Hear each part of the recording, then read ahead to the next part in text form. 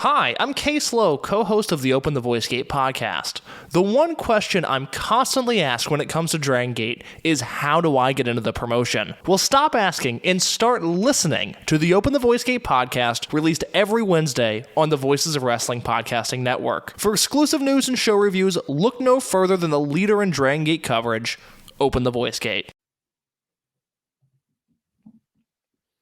This podcast is a member of the Voices of Wrestling podcasting network. Visit voicesofwrestling.com to hear the rest of our great podcasts, as well as show reviews, columns, opinions, and updates across the world of wrestling. Competition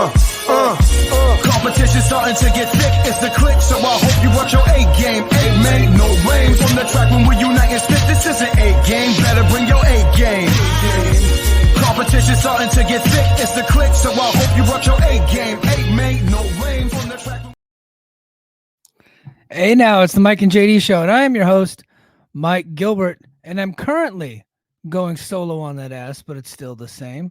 JD will be in a little bit, but we're coming up on 15 minutes late. So he said that he is still got hung up with something at the house. He will be here. Do not fret. I'm not going to be just talking to you guys myself the entire night. So JD will be in a little bit, man. But the chat's already blowing up. We already got some stuff to talk about. I'll be honest, guys. You boys had a busy week. Lots of stuff's going on, just like work stuff.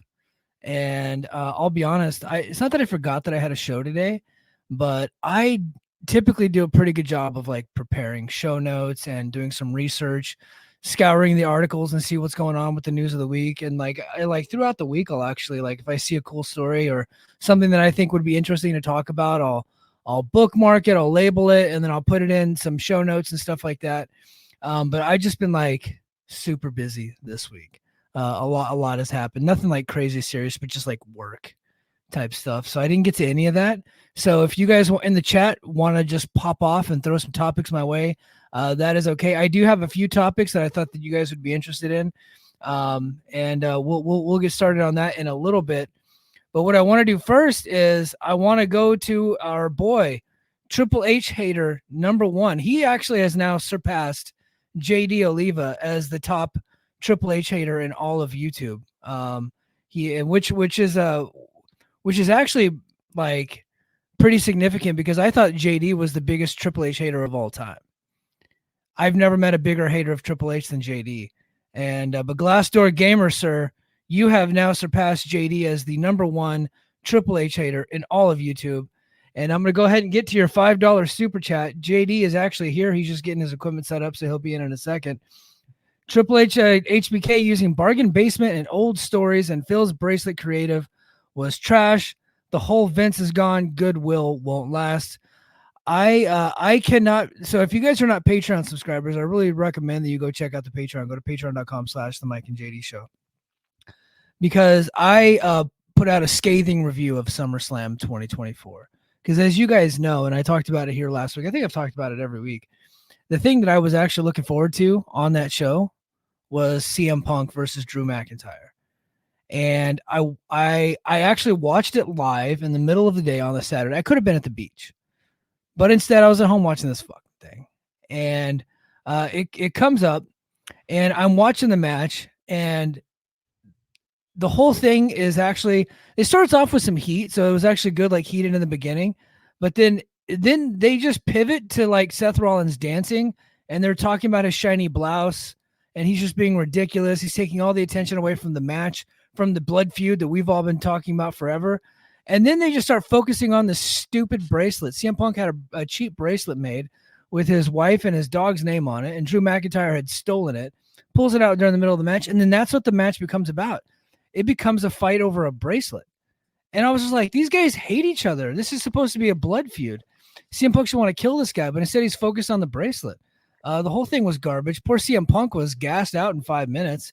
I mean, but like, look, the guy is 46 years old. He hadn't wrestled in a year, and I think he's on some medication that helps you grow bigger muscles when you're 46 years old. So I think there might be a little something there. So he didn't wear those X's on his wrists anymore, I don't think. But that match was garbage. And I was not a big fan of SummerSlam 2024. I know a lot of people were. And here's my philosophy on that. Like whatever you like, I don't care. Like if I don't like something and you like something, that's fine with me. Like I don't have beef. Where WWE misses with me, because everybody's like giving them credit on the stories. And I do think they actually have some compelling stories, and like they're doing a good job of telling them weekly and leading up to this crescendo and these big moments in these matches. The problem is the matches aren't very good. like a lot of them are just mediocre. They're just mid-level matches, and then all they do is they're telling news stories inside of these matches when they should be finalizing the story. There's no end to these damn things. And so with some exceptions, obviously, like the Cody and Roman thing ended and things like that. But that's the way I felt about SummerSlam 2024. I felt it was just a glorified episode of Raw. Like it could have just been like a Clash of Champions, something like that. But JD is here, man. I did stall for a little bit. We had a communication. I want to go and get our super chat right away, man. Oh, so it's cool. I said we had a communication breakdown. I thought it was like, I just start without me. And I catch up. My bad. No, Andy's not feeling very good tonight, Yep. so it took me a little while to get him down.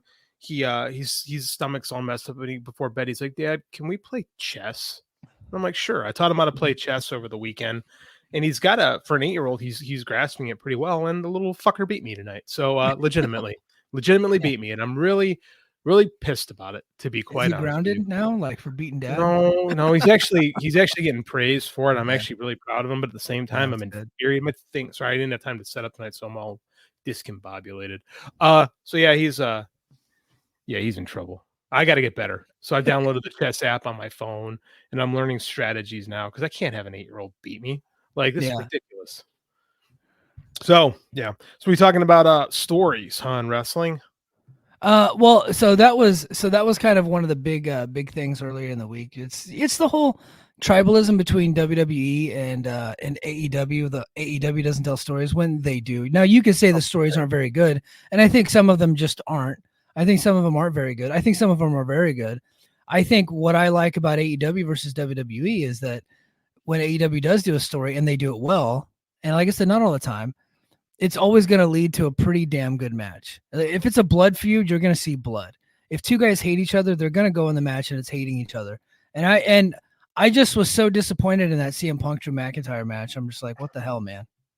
I don't know why you expect anything out of a CM Punk match. The guy hasn't had a good match in a few years. Like he spent the majority of the last 3 years hurt. Well, right? I liked a lot of his AEW matches, and I even liked the Samoa Joe match that he went out on. Yeah, that was I think that was pretty good. Yeah, that was probably his best match since the coming back from the first injury. Yeah, I thought one of the matches with Ricky Starks was pretty decent. I know I think they had a couple. I think they had one in the Owen Hart tournament.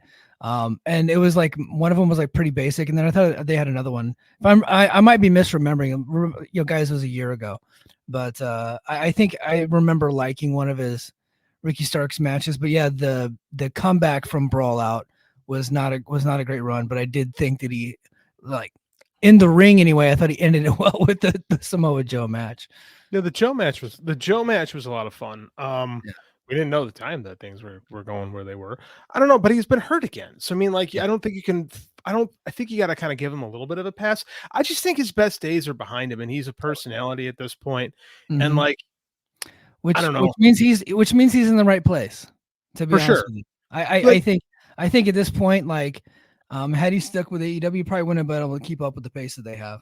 I got some thoughts on this whole story thing, and if I can ever stop playing my damn camera tonight, I'll have it. So, like, while I was trying to put Andy to bed, I was reading an article that was posted on Voices of Wrestling. I think Abraham wrote it, and it was bemoaning this idea of story in wrestling, because a lot of people that frequent sites like VOW and are really more match oriented, like they're guys that really care about the actual bell to bell, more than anything else, and that's where their fandom is, and like they don't a lot of not only saying everybody, there's a lot of guys in our circles that really care more about what happens when the bell rings, and like whatever leads up to it doesn't really matter. And that stories can be told in the ring. And I typically agree with that.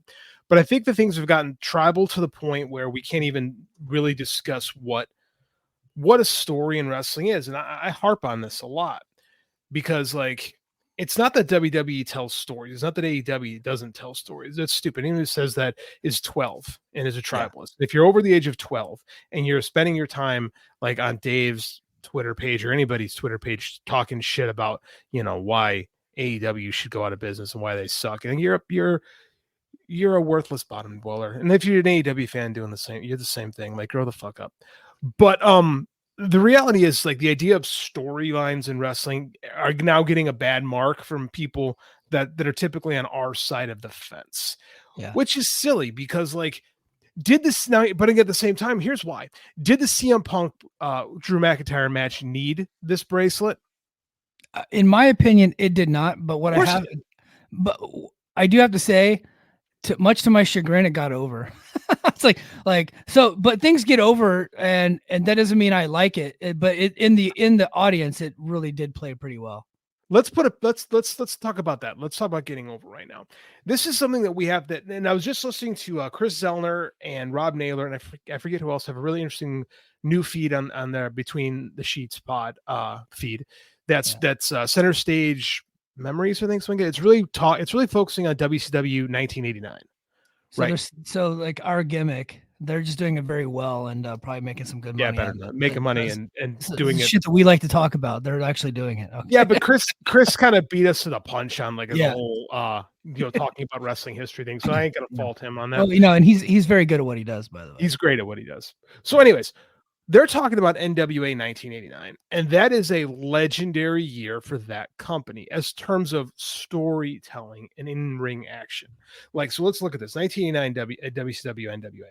You have Ric Flair, Rick Steamboat, one of the greatest trilogies in wrestling history starting off the year, right? 3 of the greatest matches of all time. I don't think anybody would argue with me when I say that. That's like an accepted fact among wrestling fans. Yeah. Right. You have the debut and rise of the great Muta, right?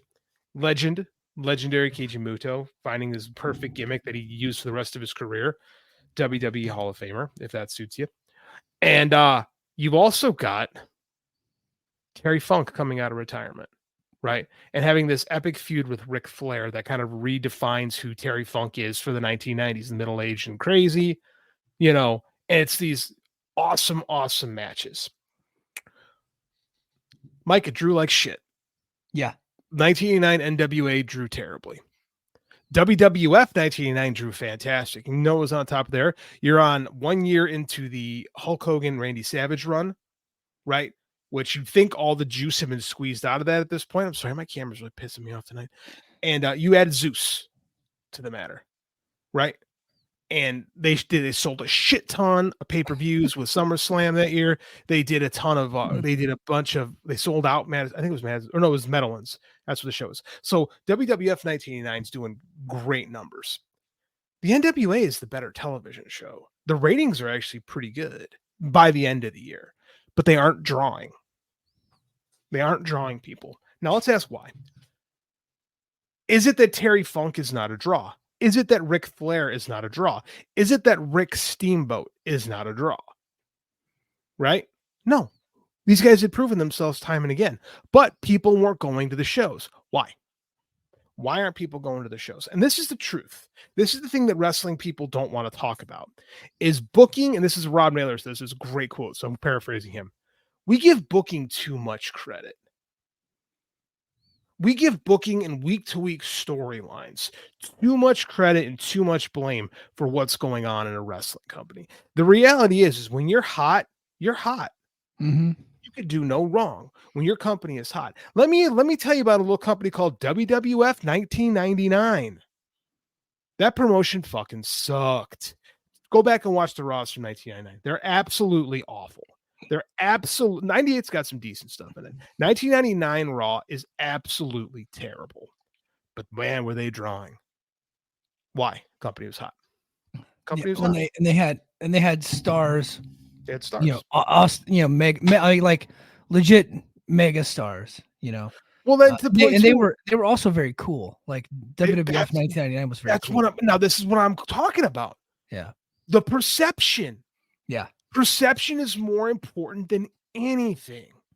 If the idea that you're cool exists, it doesn't matter. For a long time, you can get by on things not being very good. And go back, watch those shows, man. Go back and watch NWA TV 1989.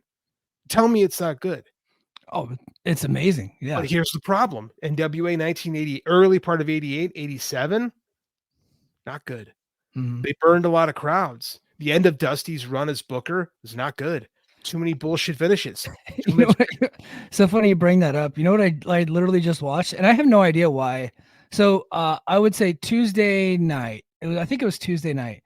I have not had this in a long time, but I had a little bit of insomnia. And I fell asleep on the couch like 9:30, went up to my bedroom, and I just couldn't go back to sleep. So I go back downstairs. I kick on Bunkhouse Stampede on Peacock. I think Bunkhouse Stampede. It was from the Nassau Coliseum. I want to say 1987. That's since you brought it up. 88? January 88. Okay. It was in 1988.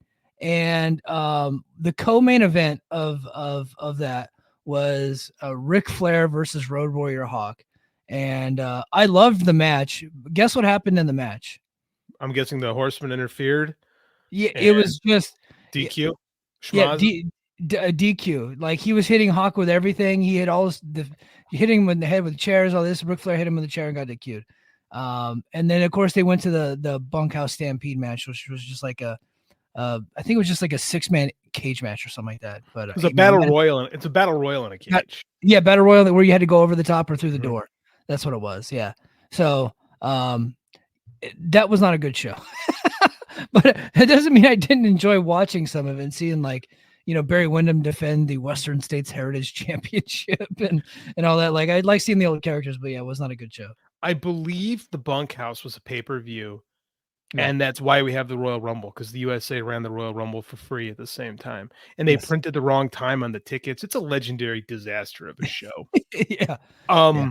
But this is what I'm talking about, is that the NWA had burned their audience, their fan base so bad in 87, 88, that by 89, when they're restarting, because 89 is a complete and total refresh in a lot of ways. You have new ownership. Dusty is gone. Most 3 of the 4 horsemen are gone. Flair is a babyface. You're elevating Sting.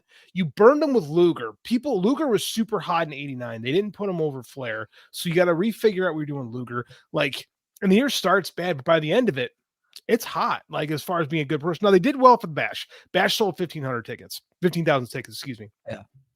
But like the house shows and stuff like that, it didn't draw very well.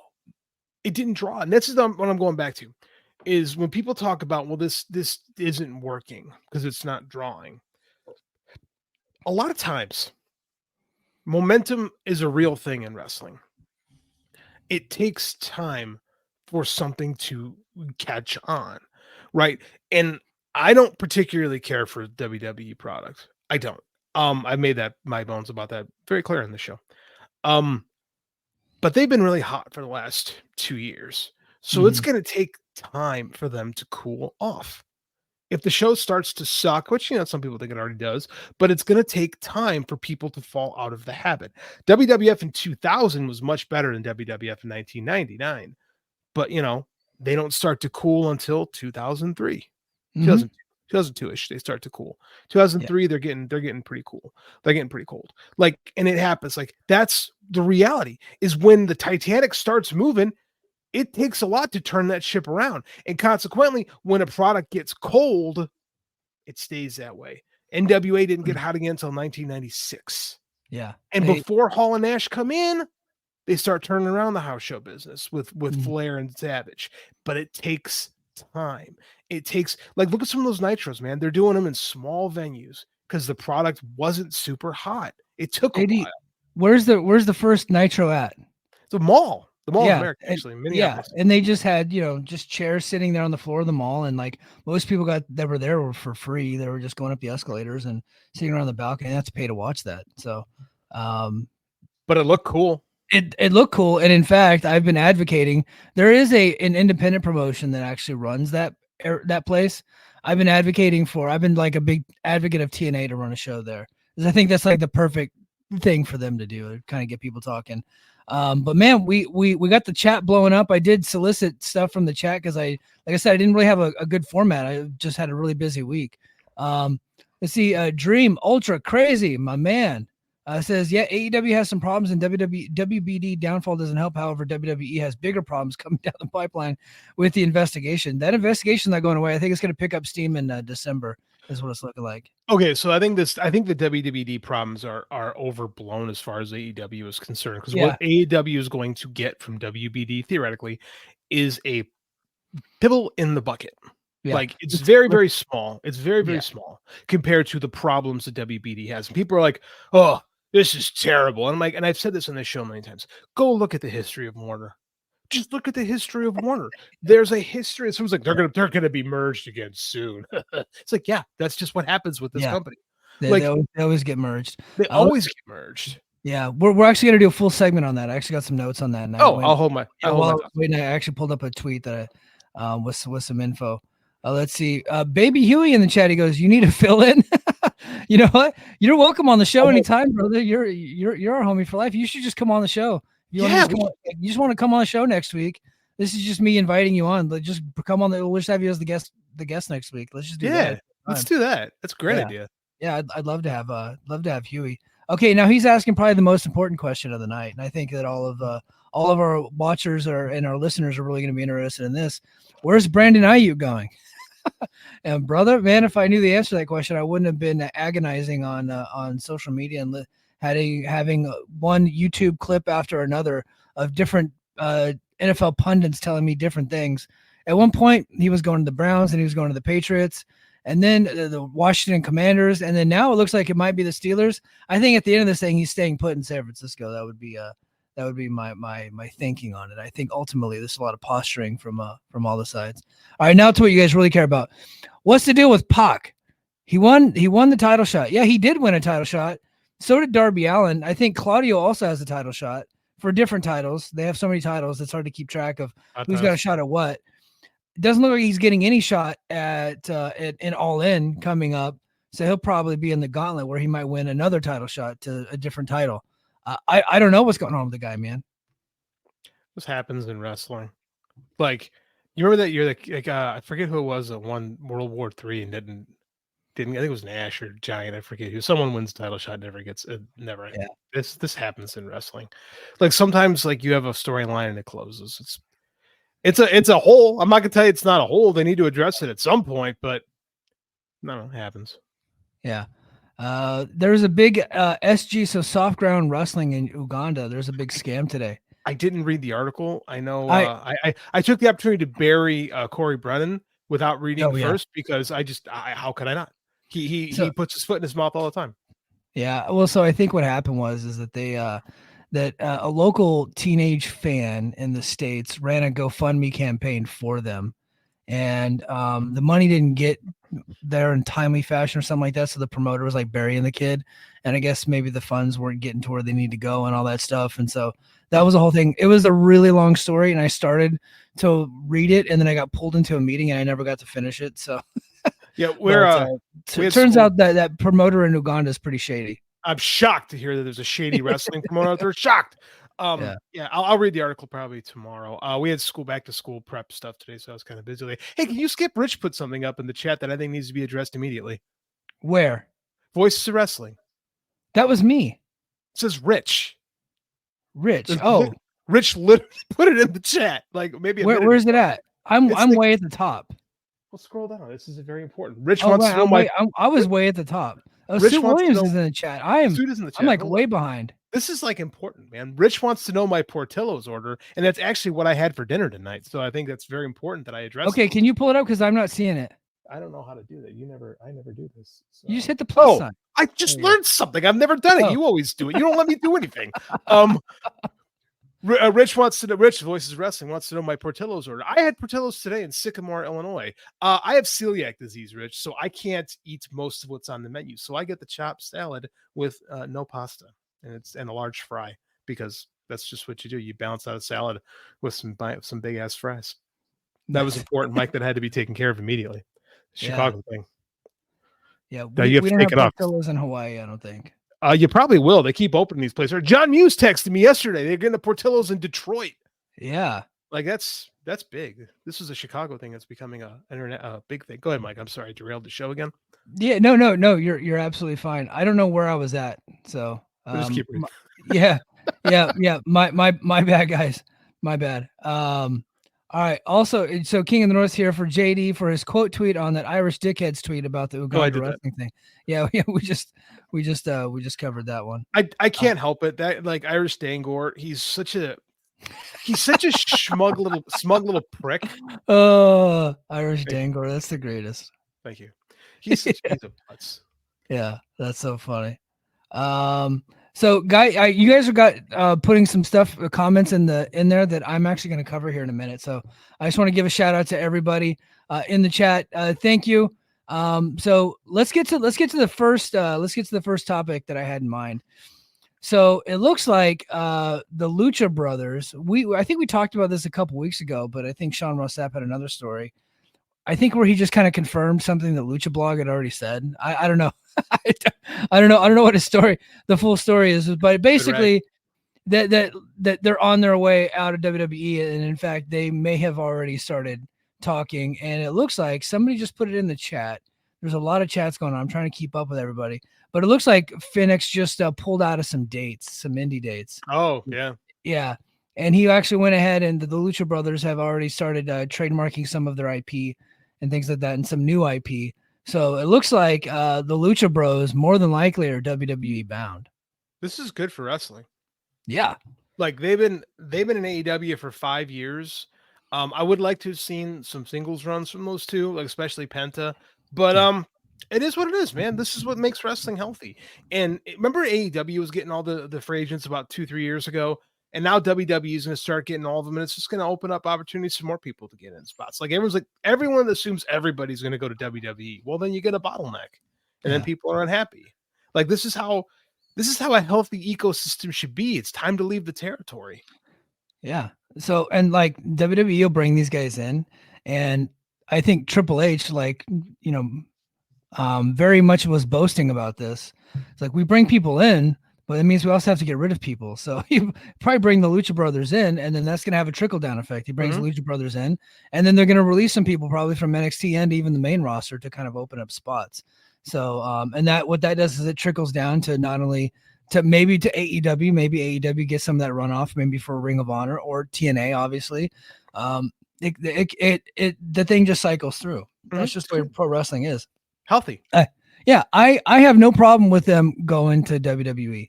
Do I have any faith that WWE is going to use them very well? No, I don't. No. I don't. But that's not for me. Like, look, they're getting a payday. That's fine. Mm-hmm.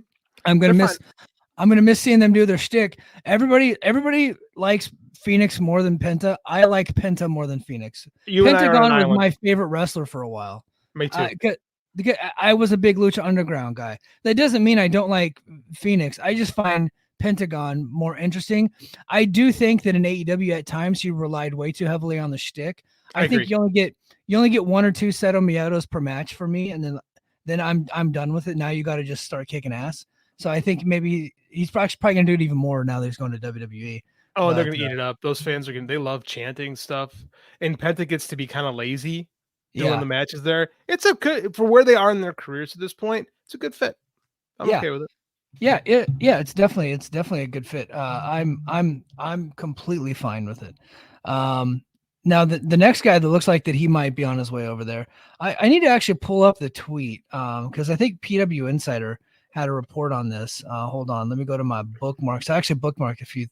I tried to do a little bit of research for the show tonight, but it looks like so numerous sources within WWE state that there's certainly interest in a number of AEW stars whose deals are coming up or expiring or have been off TV for some time.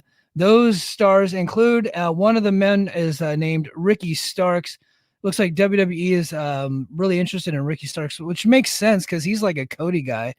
And I could see why they would want him. He's pretty good. I don't know why he's not on AEW television. I know that there were some rumors out there that maybe he turned down a bunch of storyline stuff, but I don't think that's completely accurate. He's been willing to go back. He's not currently hurt. He's just been off TV, and probably because AEW knows that he's very likely going to WWE. There's not room for everybody. Yeah. You know, like the NXT system is meant to develop their guys, right? Like Yeah. Ricky's been around for a long time. I know he'll have opportunities, but I don't know. Like I don't dislike Ricky Starks. I just think he's going to be really small. I think he's going to be really small in WWE. I think his size is not going to be matched very well over there. And you got a big old juice head running that place still. So I think he'll get pushed to a certain extent, but I don't know who he leapfrogs over there. I'm actually one of these guys that doesn't think Ricky Starks is underpushed. I think he's pretty good, but I also think he's good.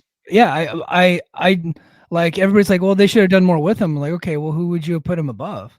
Mm-hmm. And I think that becomes the question. So if he goes to WWE, probably as far as positioning goes, probably a lateral move.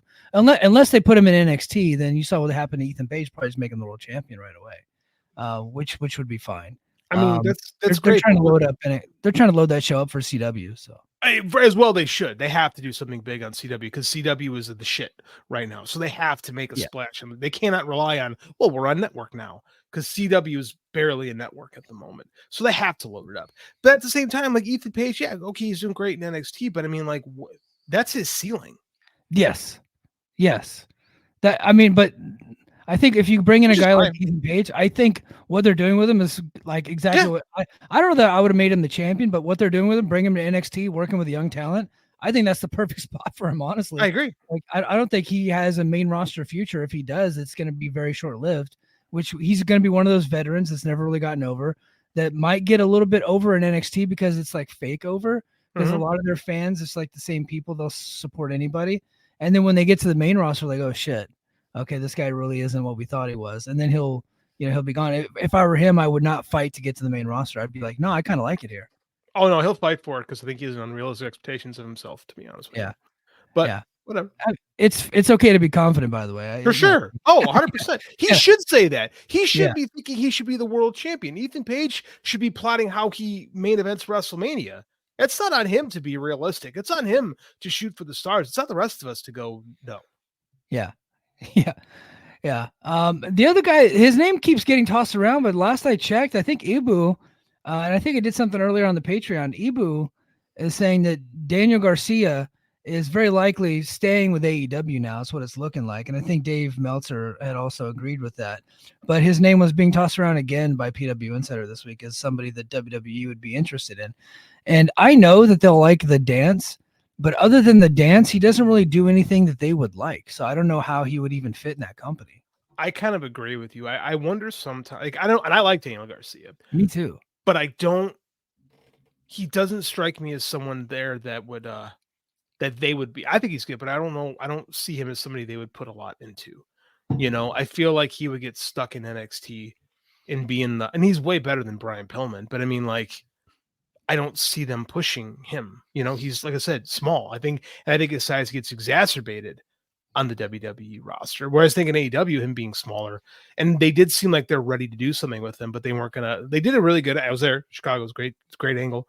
They took him out and they kind of put him in a spot where, well, he can come back and be hot, or he can, be like a notch on MJF's belt. Either way, like I think that's really good booking.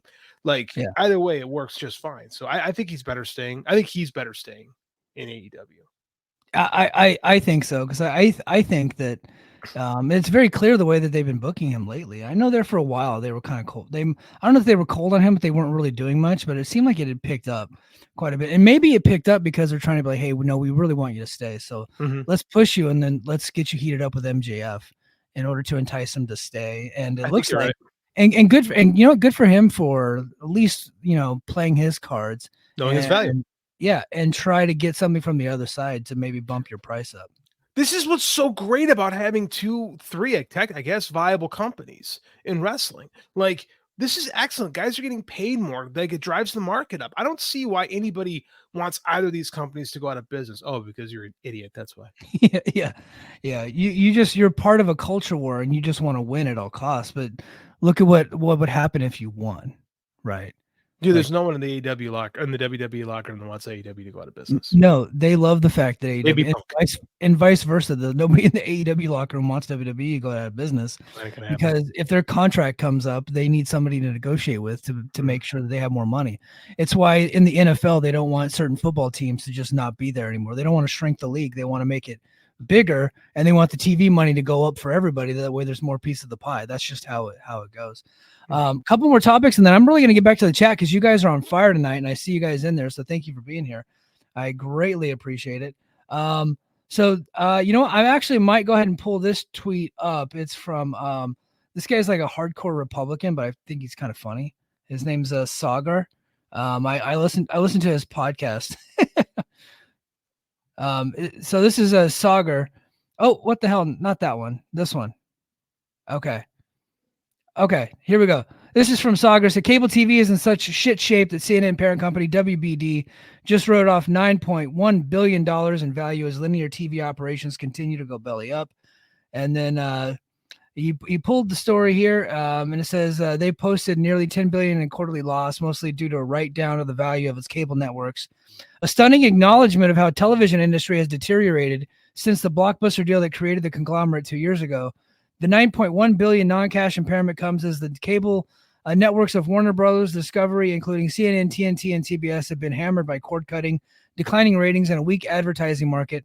Streaming platforms such as Netflix have taken audience and subscribers away from what was once the engine powering the media industry. So yeah, not a good job, not a good report from David Zaslav, and a lot of people are scared about the future of Warner Brothers Discovery. Warner Brothers isn't going to cease to exist. I mean, like they're hurting right now, but this is kind of like, this is business in America. Like if you look at stuff from Disney in the 80s, there was times they were on life support. Like that's why CEOs get paid so much, is because the idea is they're going to save these companies. Now in reality, most of them fail miserably, but they're well taken care of. David Zaslav's not good at this. I've been saying it for 3 years on this show. Right. Yeah, it was ever since he took over. Yeah. Ever since I told you we started Brace for Impact, I told you that from the jump, like, this isn't good. This guy doesn't get this particular part of the industry. He's done a really poor job with Warner Brothers film. Right. They did have a great year last year with Oppenheimer and Barbie. So that was big for them. This year, not as much. Right. Next year is big for them because they're going to be starting their DC franchise again. They're jump starting it with Superman, and it's going to be interesting to see how that translates. Now, that being said, this is the reality of cable TV. This is why idiots that begin on Dave, well, why isn't stuff growing year over year? Nothing is growing year over year. So I mean, like, this is just the reality of things. And like, people don't shed tears for guys who used to make, buggy whips. Stuff evolves, stuff changes. We don't have radio dramas. We have podcasts, right? Yeah. The nature of things change. People aren't going to stop watching sports. They're not going to stop watching TV. They're just how they're consuming it's going to change. And the streamers aren't exactly doing great either. That's because we're in a weird marketplace where we don't know, where nobody really knows what tomorrow brings, right? Like, I saw a report this week that said 1/3 of Netflix subscribers, 2/3 of Netflix subscribers never turn it on. I could see that. Like I could see that because I actually turned on Netflix last night for the first time in like 2 weeks. I have it. I just had not been using it. I don't have the shows that I was watching. I finished. Yeah. So I didn't go back, and then I was just kind of flipping through the channels last night. Let me see what the hell's going on Netflix. So I started watching Unsolved Mysteries. Ooh, the original? No, they have a new version of it. They're on their 4th season. And really? So I was watching season 4, episode 1 about Jack the Ripper. Ooh. Yeah. Who's the host? They don't have a Robert Stack on this one. There's no real host. Yeah. That's disappointing. I was disappointed in that too. I think the interesting thing about it is I think the point of the tweet and the point of the story was that cable is continuing to die Mhm. at more of a rapid pace than it was before. We thought cable was just gonna be like the slow bleed. That bleed, we're starting to hemorrhage out a little bit with some of these cable networks, and so to where every cable network and every like entity, every product out there, and we're seeing it with the NBA, and we're seeing it with the NFL, now WWE. You need to have a cable component and you need to have a streaming component. And I think that's what the AEW's future is going to look like if they do remain on WBD, that they can't do anything without Max, because if they don't have Max and their future isn't really locked in, if their future is only on cable, I don't think that's a long-term thing. You're going to want to get that streaming package into your distribution deal. I'm reasonably certain that's one of the roadblocks that they've hit, is just what the streaming deal looks like.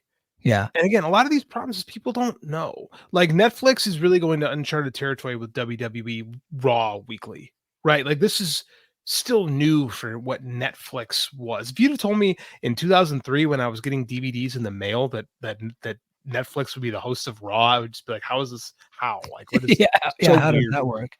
It's so weird how these companies have evolved. Like I was watching, by the way, Mike, have you seen Batman Cape Crusader yet?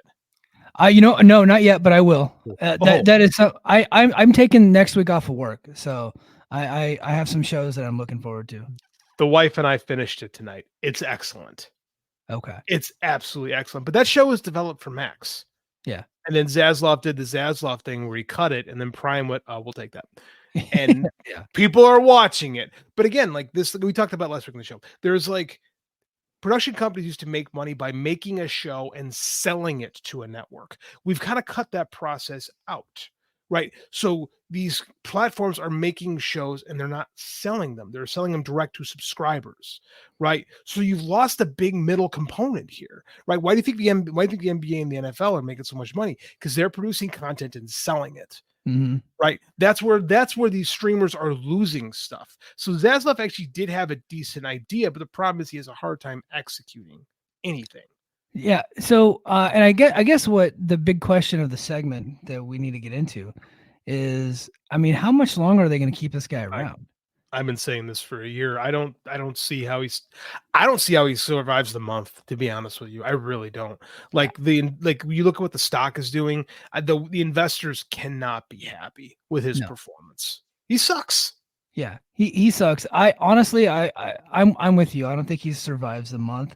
And in fact, if I woke up tomorrow and found out he'd been fired, I'd be like, yeah, that makes sense. Because we've been talking about it for a long time. This guy just does not know what he's doing. Dude, I hate using this phrase, but he basically kind of cucked himself with the NBA. I hate that phrase. Yeah. It's so like right wingy, but I mean, like that's what happened. I happen to say that phrase. I didn't know that was a right wing thing. I was just but like what CM Punk was saying, he was stepping on his own dick. Like he just kind of like, they won't leave, and it's like, oh, sure enough, they did.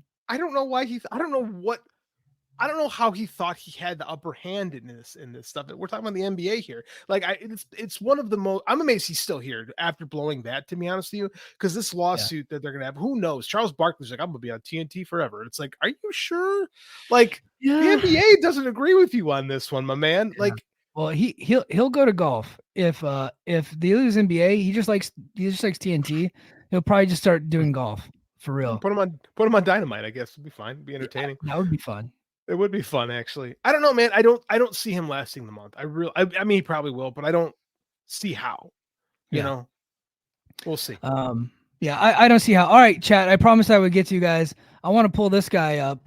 Suit Williams, a friend of the show, Voices of Wrestling contributor, also contributor to the Wrestling Observer online.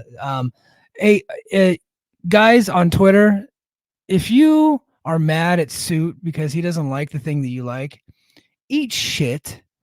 Quit going after him just because he doesn't rate the matches the way that you rate it. Y'all can suck my whole butt if you got a problem with Suit. So I like Suit Williams. Suit's good, dude. Yeah. And he is a full-blown WWE hater. I appreciate that. Yeah, he admitted. So the guy admitted it. So why are you giving him a hard time about it? He's admitting that he hates the show. But anyway, I really like Suit. I like it. He's a good follow on Twitter. Some of his football takes are a little wacky. We might get into it this year. I don't know. We'll see. But he said, I wonder how the perception shifts again with WWE's rabid fan bases online. I think their rabid fan base turns people off from going to check out the show, to be honest with you. I wonder how real the online WWE guys are. I do think a lot of them are bot accounts. I kind of agree with Tony on that. I don't disagree with that. I do think that definitely exists. But there is a large upswing of people that want WWE to be really good, and we'll say it's good no matter what. We saw it in 2019 when it was awful. Yeah, well, and previous to that, and I think and back when it was occurring, where there was this big rebellion against WWE, which really opened the door for AEW, right? There's a lot of things that opened the door for AEW, but the big rebellion against WWE, and I think Jim Cornette was talking about it at the time. One of his theories was that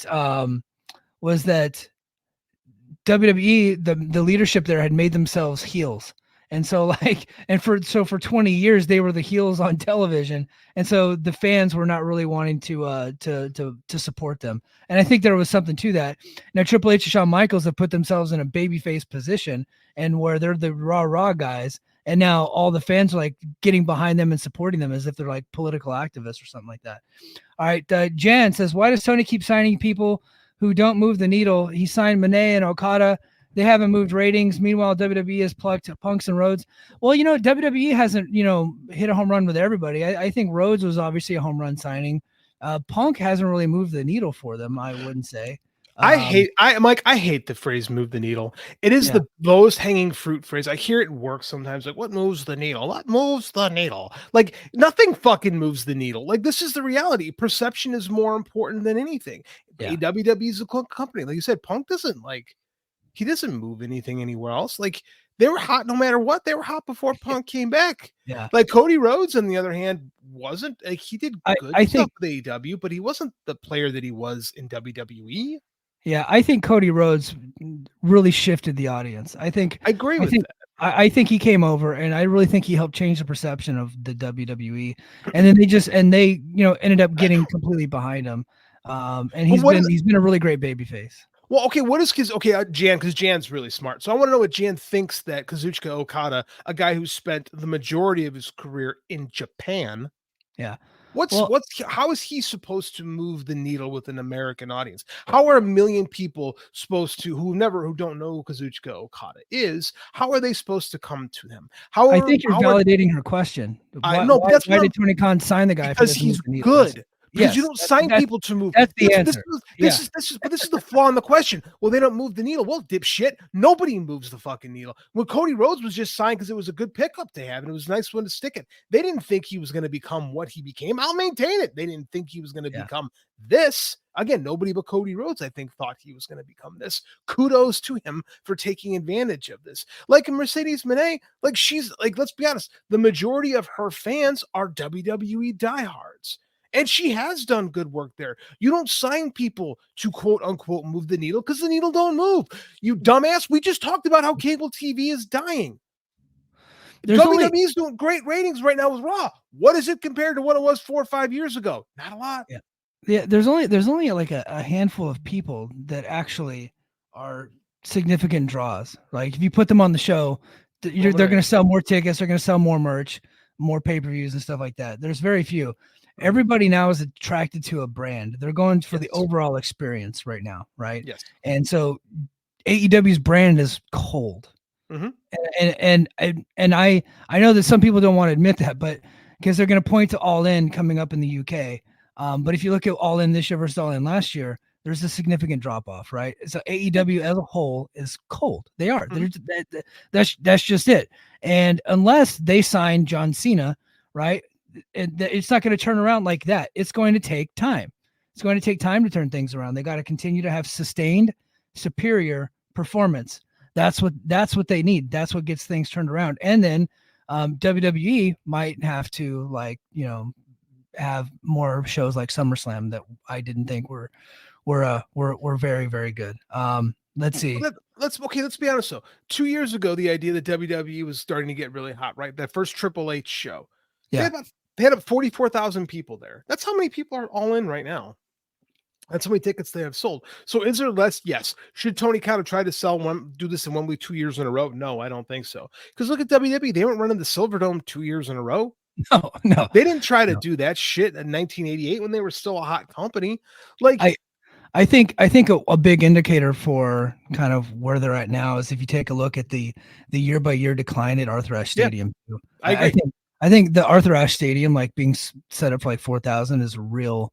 Like that's bad. real significant, right? Versus what it was 20,000 a few years ago. Yeah, they shouldn't run it. They shouldn't be running Arthur Ashe right now. That's something.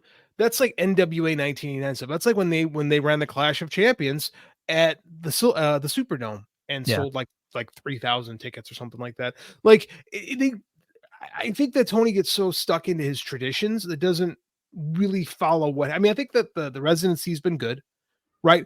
Yes. Just work on trying to get. I think the shows have been better as of late. Like I think the last couple months worth of AEW has been better, but it's going to take more than a couple months of decent shows to turn that around. Like you really did a lot of damage to your brand in 2020.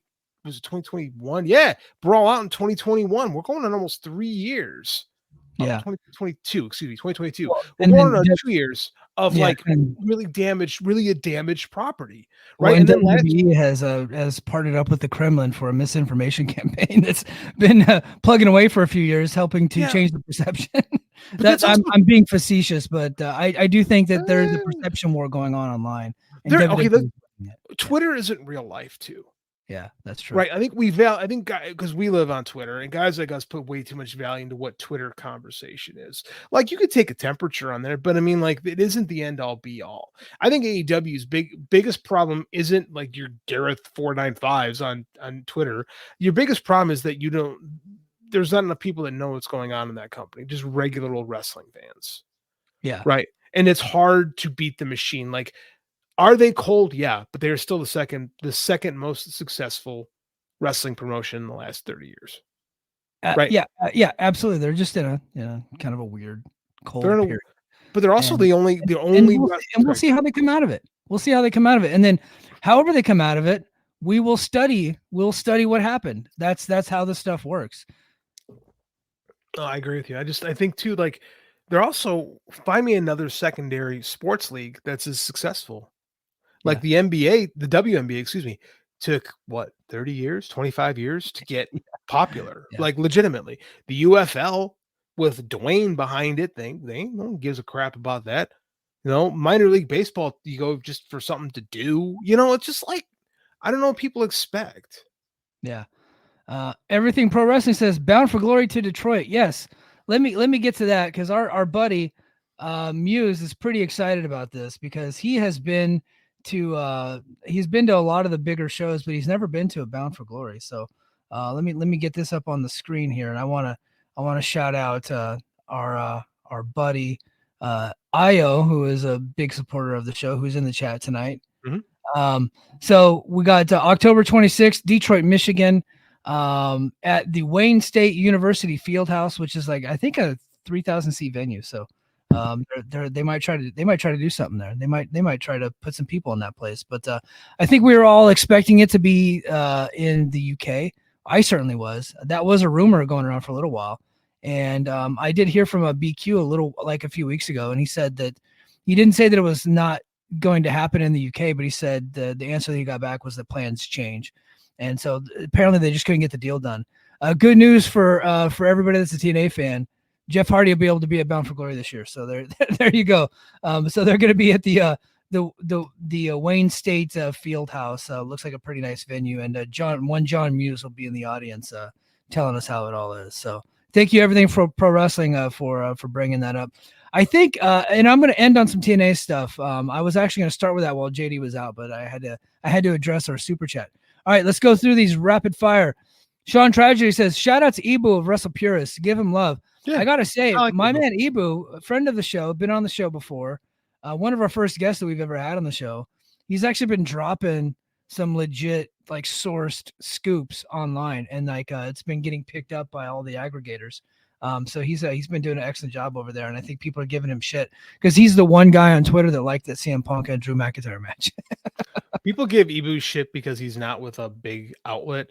Like I see Ibu take a lot of weird criticism from people that's like totally unwarranted. Like, why do you want to talk to the backup hangman? Like, why do you care? Like, what? Yeah. Why do you care even in the slightest about that? Yeah, I don't know. All right, everything he says. What do you make of Conan's involvement? I think he put this up here a while ago. Yeah, this is from a while earlier in the show about the Lucha Brothers signing with WWE. Yeah, he put a tweet out that said, "What goes around comes around." I get the feeling that this is Conan's doing, getting the Lucha Brothers to jump over to WWE. I think he's a part of it. In fact, he was their agent for a while. I know he's the one that brought them over to TNA. He was the one that I think was like the guy that really brought them into AAA too back in the day when they were kids. Yeah, they've been AAA guys for a long time, so it wouldn't surprise me if they were loyal to Conan or Conan helped negotiate a deal. Conan's what goes around comes around thing entertains me because like he kind of fucked the AEW relationship by having the FTR put over Dragon Lee and then say, "Oh, he's going to WWE." Like how would you expect that to continue to go? And it's going to be funny when Tony signs the Kingo when he's healthy. So what goes around comes around. Yeah. All right. Suit says, I'm a Starks guy, not just because he's from New Orleans.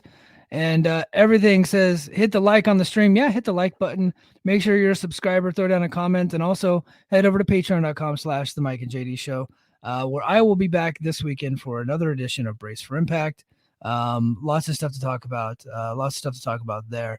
So Suit also says, I don't watch TNA or MLW, but if either of those promotions got a paying TV deal, that's even better for the scene. You know, there's a rumor out there. There's another promotion that just started that might be actually looking for a TV deal. It's MLP Wrestling. I think it's My Little Pony Wrestling. I think Bronies and Cloppers are gonna get together in Canada and really look at some cartoon horses wrestle. Hold on, I'm being told it's Maple Leaf Pro Wrestling, not My Little Pony Pro Wrestling. So Maple Leaf, Scott D'Amore is back. He has returned to the scene. His non-compete is up. And he is starting Maple Leaf Pro Wrestling. It looks like he's trying to get a TV deal in Canada somewhere. That's interesting. I wonder how many people from TNA are loyal to Scott and would go work for him if because I can see Scott having a chip on his shoulder. The head trainer of Scott's school is named Josh Alexander. His girlfriend is Giselle Shaw. And both of them are on the debut show.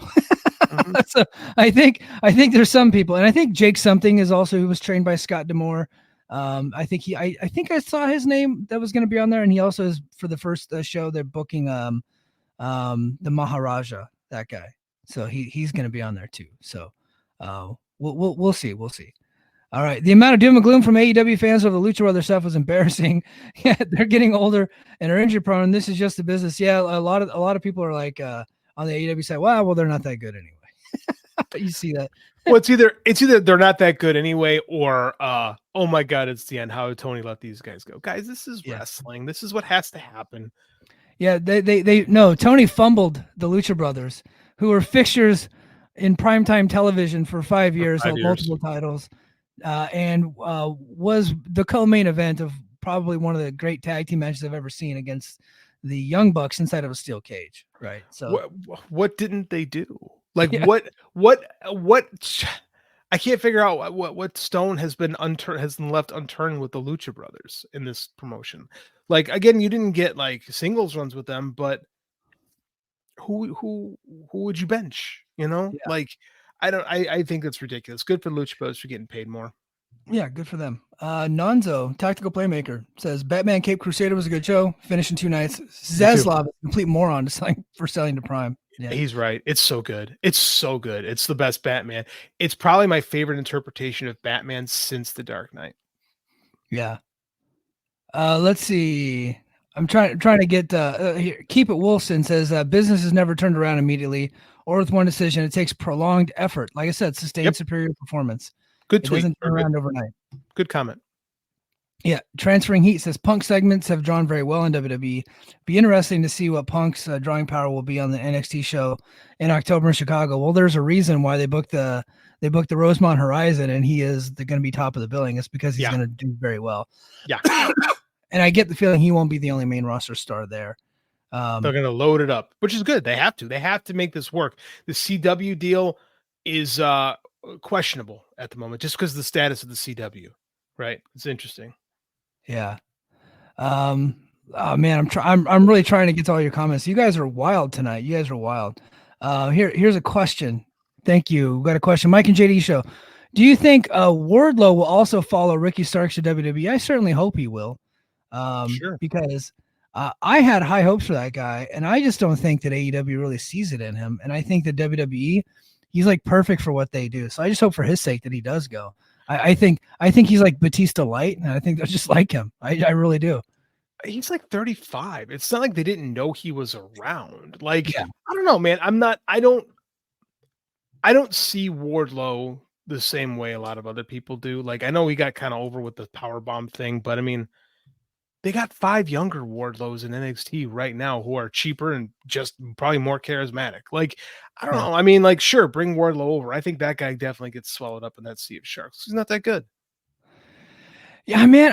I early on he had a cage match with Cody, and I think Cody carried him. I think we need to give Cody a lot of credit for how good he really is, because I think that we didn't appreciate him when he was in AEW, because he's over there with like the guys that they do every fucking move, and and they're kicking out of everything and just having these crazy matches, and his style I just didn't think meshed up well. Then if you look back on it, it's like he was really good. It's just a different style. I think what hurt Cody in AEW was I think he's a good wrestler, but I don't think he's a bad booker, and I don't think he's a great executive, like doing that job. Like, I think his wrestling stuff was always pretty good. I never had a problem with any of his matches. It was his booking ideas that were weird. Yeah, I mean that match, his match with Andrade, and then of course the match with his brother. Match with his brother is one of my favorite matches I've ever seen. Great matches. So, yeah, but I think he was like, because he wasn't Kenny Omega, and he wasn't the Young Bucks. I think people tried to knock him while he was there. The only thing that I had a problem with Cody in AEW is, and then he's gotten better at in WWE, is I felt like every interview he was doing the fucking Gettysburg Address, and I was like, bro, you don't have to go 20 minutes on this promo. You don't have to get so sappy. You know what I mean? But I think he got to workshop a lot of that stuff that he's doing in WWE now in AEW. Like, he got to really refine, like, he played with it in the indies. Because again, the Ring of Honor Cody Rhodes is not the Cody Rhodes we got in AEW. That Cody Rhodes is closer to what we have in WWE now, but it's still, like you said, he also doesn't have the albatross of his wife on television. Yeah, I think that hurt him a lot, because she's not very good at anything pro wrestling related. No, I think there was a reason why WWE wanted her to be a ring announcer. Yeah. Yeah, and when we saw when she went to TNA, what happened there? Like, she wasn't very good in TNA, and then she got into AEW, and every time she was on TV, I was like, change the channel, heat with me. I just didn't think that she was very good. It's not very good. Yeah, but Suit says AEW has to super serve their audience again. That's what made them hot before, and they just have to get back to super serving the idea of being an alternative. They have to be a challenger brand. Mm-hmm. Sometimes they are, sometimes they aren't. Yeah. Me and Nonzo got heat. Hey, Nonzo, you're a Patreon subscriber. Don't do super chats anymore. But thank you very much. I appreciate it. If you guys are Patreon subscribers, don't do super chats. That makes it feel weird. It's like, I'm fine maybe it's just a me thing, but thank you for the super chat. It's a you thing. What does TNA have to do to get a good TV deal to close the gap to an AEW and cement themselves as a strong number 3? I don't think they can do anything to close the gap with AEW. I think the damage is just too far gone, and AEW has been in their time slots, like near the top every single week for 5 years. You know what I mean? I think they're just like a super strong number 2. Could they get a new TV deal? I think right now cable television is scrambling to find programming that's sustainable, and I think pro wrestling is one of those things that's sustainable. Which is why AEW started out with Dynamite, and then they got Rampage, then they got Collision, and then they had a reality show, and now they got this other thing where they got like wrestlers. What is it called? Overdrive is what they were advertising this week. Where like after Collision, there's like a new show after Collision where wrestlers are going to watch like videos, like online videos, and do commentary on them of like people crashing or something. That. Sounds awful. Yeah, something that you would see on True TV. They're going to be putting it on like after Collision. So I think that I think next year they could be in line to upgrade their distribution, and I think they're trying to do that. But I don't think they're going to get something that would make them even remotely close to AEW. It's all about network too. Like, as much we talk about how, like, they talk about how much TNT and TBS are struggling, but TNT, TBS, and USA are the biggest networks. Yes. Right. They have the most exposure. They have the most viability. Like, the History Channel ain't going to pick up wrestling. Like, no. I don't see. The problem with TNA is that it's limited. Like, they don't have who's going to pick them up? Like, the second brand is a hard enough sell. The third company, that's a real hard sell. Yeah, third brand is tough. Now they do have some name identity. They were around for a long time. They did have a lot of viewers at one point in time, and maybe now that they changed the name back to TNA, maybe a former wrestling fan that was around during the Spike TV era might be an executive right now. Might want to give them a shot. I don't know, man. I think that they took so many steps down. It's going to be hard for them to get back up. But look, crazier things have happened. Invicta's on CBS Sports Network right now and seemingly doing very well. You know what I mean? I think it's entirely possible, just because, like I said, cable companies right now are scrambling for programming.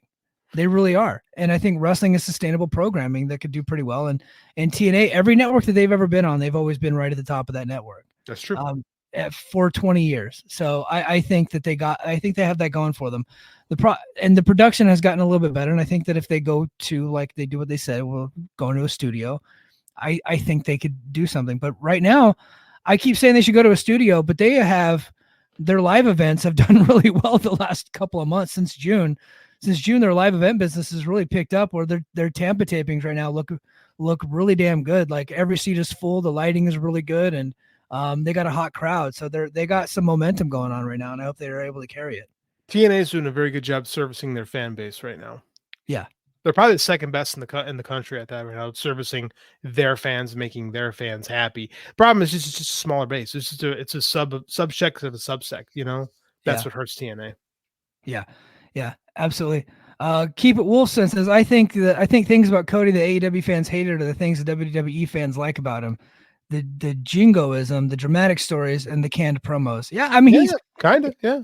I think JD's right. I think his entire run, he was auditioning to be a WWE main eventer. And look, it worked out for him. He's one of the great baby faces that they've ever had, to be honest with you. And now I think that next year he's very likely going to be in the main event again, main eventing his third in a row, and it'll probably be against The Rock. So that's pretty. Like, this dude when he left WWE in 2016 because he didn't think he was getting what he deserved, was one of the greatest gambles that a professional wrestler has ever taken, and it paid off in spades. Like, nobody has ever bet on himself and been paid back the way Cody Rhodes did, and you have to give him credit on that. That's really impressive in the long run. Yeah, very. Io says WWE should hook them up. Sci-fi, maybe. He's making a joke. We actually made that joke on Brace for Impact, and then sure enough, I clipped that for YouTube, and believe it or not, is performing pretty well, because TNA going after TV deals does very well on the YouTube channel. So, hilarious. Yeah. All right, we got a couple more, then we're gonna get out of here. Keep It Wilson says, probably getting AEW ROH on the newly rebranded True TV. So True, that was an interesting thing that came out. So True TV is not turning into TNT Sports, but their prime time slot, 8 to 11, is going to be labeled TNT Sports. It's going to be a TNT Sports block. It would make sense for a Ring of Honor to be on one of those blocks. I don't know that that's going to happen, but if they do label it AEW Ring of Honor, right? Like, the name of the TV show is Ring of Honor, company AEW. We said that since they bought the damn thing. It's their version of NXT. Just lean into it. Stop trying to make Ring of Honor happen, right? Mm-hmm. Just make it the name of one of your TV shows. You got the IP, just do it. I think that them being on True TV, and I'll be honest, if they do, they're very likely going to go head to head with TNA on True TV and kick TNA's ass in ratings, definitely. Because True TV is just a much bigger station. It just really is. So I think it's a mistake not rebranding the entire network TNT Sports. Yeah. Well, I think we were talking to Muse, and like 90% of their programming is just like reality TV show type, like ghost stories and shit like that. So, murder mysteries. Yeah, but I mean, like, it's not working, and like you said, cable TV is struggling so much to find something that works. But the name TNT Sports has a much higher Q rating than True TV. True TV is like, so. I'll be honest. The last time I bought cable, like what I do is I have my favorites list, because I hide channels that I will never watch.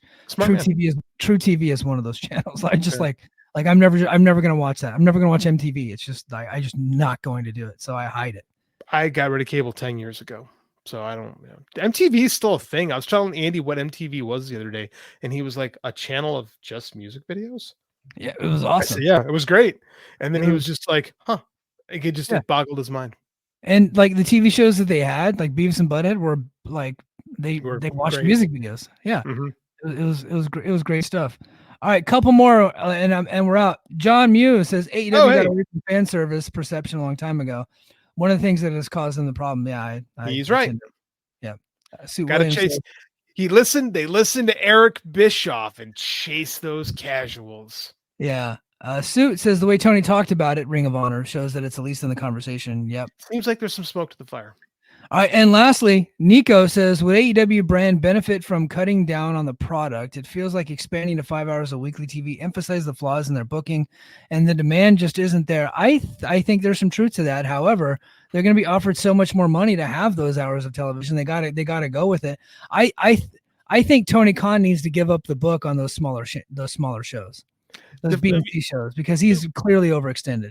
Oh, 100% with everything else he does too. Like when you say benefit, like the most important benefit for any business is revenue, right? Yeah. They're getting money, like they're getting paid. If someone pays you, you do it. Like everyone always brings up, oh, WCW killed themselves when they picked up Thunder, blah, blah, blah. WWF did the same thing with SmackDown. Yeah. It just worked. The difference was the WWF had the infrastructure to be able to withstand it, and they had a cyborg named Vince McMahon running it that just didn't sleep. Right. WCW did not have the infrastructure to be able to sustain that. And I think that's been kind of part of what AEW's problem has been, is because they don't really have the infrastructure to be able to sustain all of it, which is, we've had communication issues. We have communication breakdowns. We've had lots of plot loopholes. We've had wonky booking stuff going on that don't really make sense. That's why I think they need some kind of like, he needs to delegate a little bit more. And then he kind of is the top guy. I agree with you on that, but let's not pretend that under the direction of the cyborg, that WWF didn't have all of those things. But WWF, they're bulletproof. Yes. They don't have to. They can have as many mistakes as they want, and they'll have guys that will lay down their swords to defend them.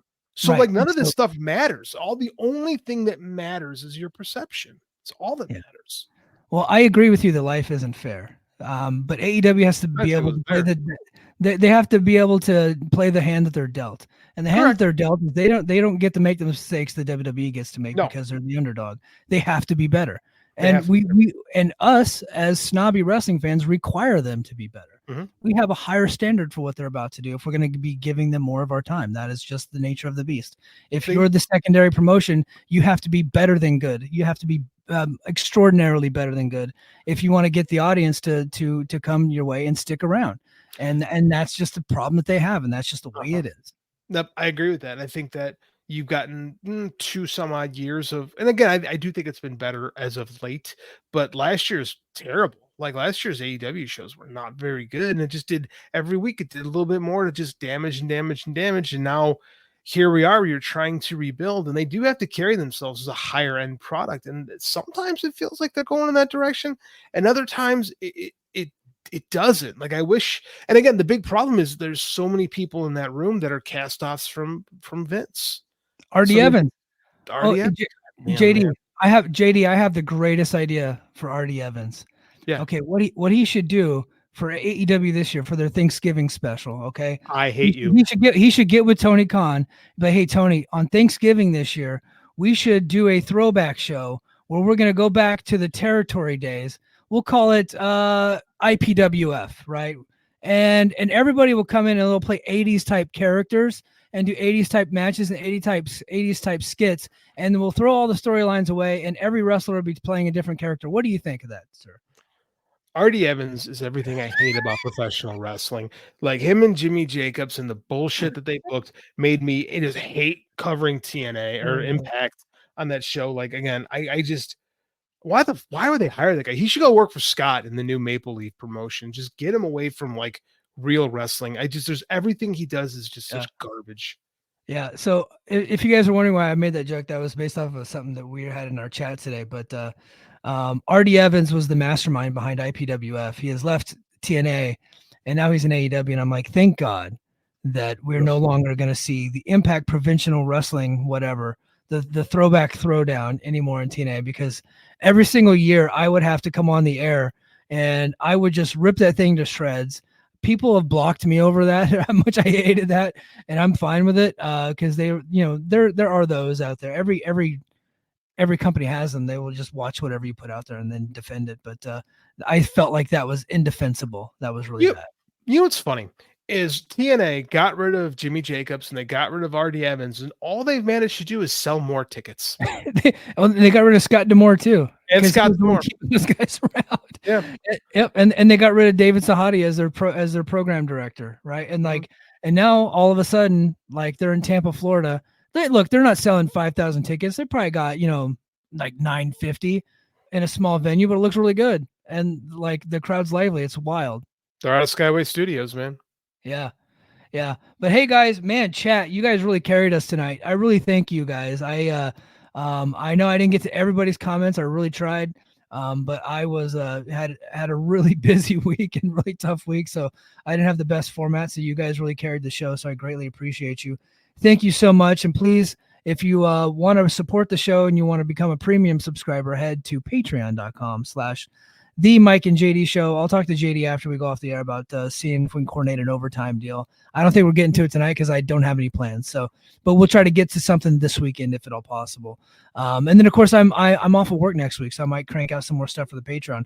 I actually cranked out a couple articles this week, and I did an overtime that I recorded on Monday. Recap. Not only did I recap SummerSlam, but all of the news that was going around. So we didn't even get to it tonight because I talked about it on Monday, the Britt Baker scandal that was out there, her being suspended. I actually had all the details about that and what I knew a little bit ahead of time that I did not share with you guys previously. So head over to patreon.com/The Mike and JD Show for more on that. I would greatly appreciate it.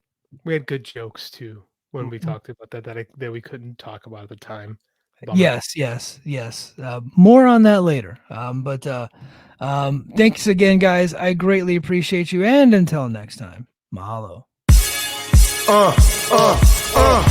Competition starting to get thick. It's the click, so I hope you watch your A game. Amen. No rain from the track when we unite and spit. This is an A game. Hello there, everybody. It's me, Garrett Kidney, the co-host of You've Got to Be Kidding Me on the Voices of Wrestling Podcasting Network. And I am Liam Jones, my full name, and I'm also a part of the Voices of Wrestling Podcasting Network as a co-host for You've Got to Be Kidding Me. We are a TNA history podcast that covers TNA 1 month at a time. We cover all the drama, all the matches, all the Vince Russo nonsense you could ever want in your life. Have you heard of TNA? I bet you have, but would it be funnier if two people made jokes over it the whole time? Probably. So if that sounds like fun to you, check it out on this very Voices of Wrestling Podcasting Network, and Liam will do bits and whatnot.